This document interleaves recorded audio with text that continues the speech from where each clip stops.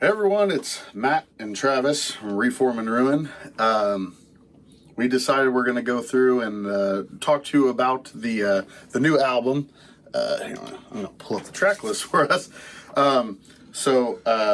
Just to kind of give you a little bit more of an idea of kind of what we were thinking when we were writing the song and the whole album. So kind of the writing process, where I was coming from, guitar riff wise, or what was going through my head, what inspired me to come up with this riff, and go into some of the discussions that we have while writing and working on this music, and what we've tried to do with everything that we've done with Reform and Ruin and previous bands and whatnot that we have yet to really divulge.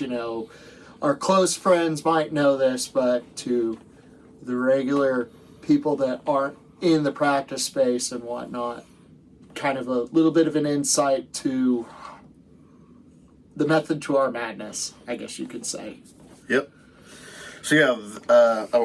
So right off the rip, we'll just go through what we like, the start of the writing process for the Way to Will. So it was right after we finished the EP. Yeah. We were like, hey, we're playing shows, but we still had writing, and this is 2021. Yeah. So, right, COVID just stopped, and we were Yep. We wrote the EP in COVID, and then we continued writing. Yep. We continued writing. We did have a member change right after the release of our EP. So when we got our current drummer, Sean, we wanted to give him, we had told him that we wanted to write some more and put his stamp on it, and when we get further down in the track listing, I remember the first song that Sean put his stamp on, and then we kind of went there. So, that's... Yep. So the big thing with the overall for the album was that our thought process was about 1.5 years. We'll get a release out for a full album. Mm-hmm. That was the plan, but things did not go according to plan. Not blaming one thing in particular, but I mean the biggest factor, it was end up being that Adam's wife Jen, she had cancer, and they had car wrecks and stuff that was as well, and that hindered them. And we let families first, and they are family, so we let them take care of what needed to be taken care of, and we're like, we'll just take our time on it, and we're not putting a timeline on getting the stuff out. So, but they had their stuff. My family had health issues as well. Travis's, Sean's, like everything. So it slowed us way down. So we took a lot more time on this writing process, and we felt like we took a long time on the EP as well. Of course, it was COVID, so we had the time and wasn't able to play shows. But we took kind of that process that we started on the EP and kind of elaborated on it a little bit more, and just like we call it like putting that.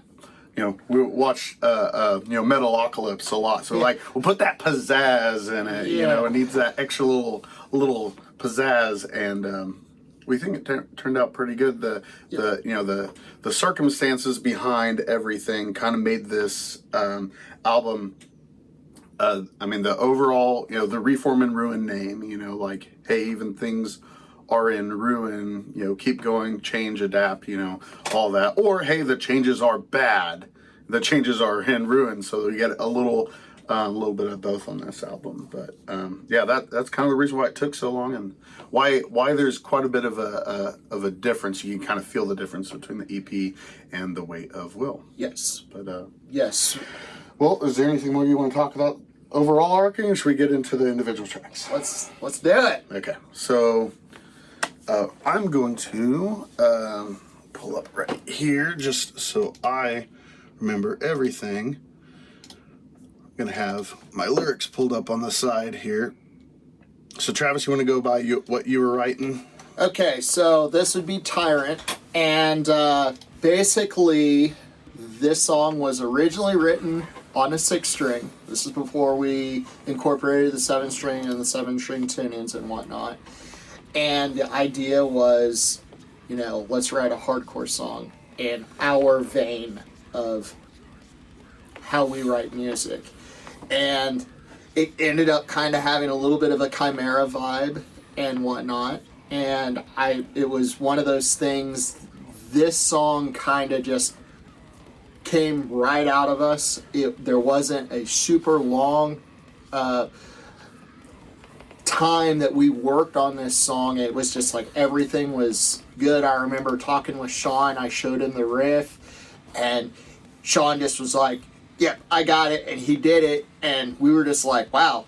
It was kind of one of those instances of lightning in a bottle, per se. And it was kind of written. Matt asked, well, what's the song about? And I was like, I don't know, like, maybe from the perspective of a tyrant, or maybe, something along those lines. And I kind of give, Matt obviously has freedom, and he might have some ideas lyrically that I'm not thinking of. And we try and give everybody kind of the freedom to, within the confines of the song, to come up with their own parts and everything such as that. I remember we recorded this song with our 6-string tuning, and then later the boys, when we got and incorporated the 7-string, they were like, this song has to be on the 7-string. And I was like, man, I really love that it's heavy as balls, but I miss that hardcore edge. And ultimately I got outvoted, so now it's a 7-string song, but I still love it. He likes it now even more than it's 7-string too. It kind of slaps a little bit, I think. Sure. It's a heavy song. It's a straight out the gate, smack in your face kind of song. So, and then lyrically, yeah. So, well, right off the rip. So what we did a lot of the times when we were recording these is. We practice, through that door. We got the equipment and stuff sitting out here, and I have this little room here, my little office or whatever. I can do my recordings and whatnot. But we did a simple little demo, one mic recording of going through it, so I can take my time on the lyrics. And one of the first things that happened is they had their intro, and then I was like, and it kept going. There was no pause. How it is now, and I was like, no, we need a little bit of a pause there, a little bit of suspense.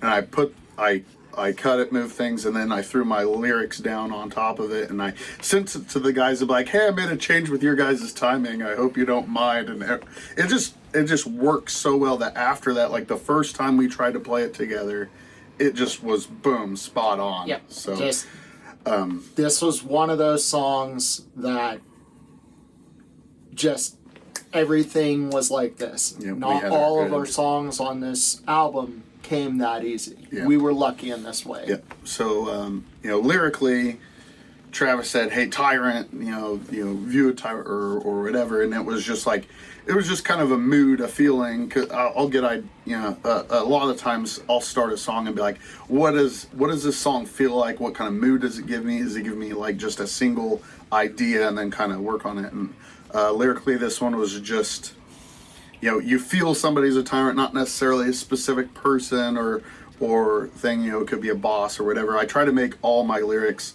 fairly well overarching, over-encompassing of whatever idea you want. So it could be your boss, your parents, whatever you feel like at the time. But it's just fairly straightforward that just like, hey, you're a tyrant, and hey, we're gonna take you down.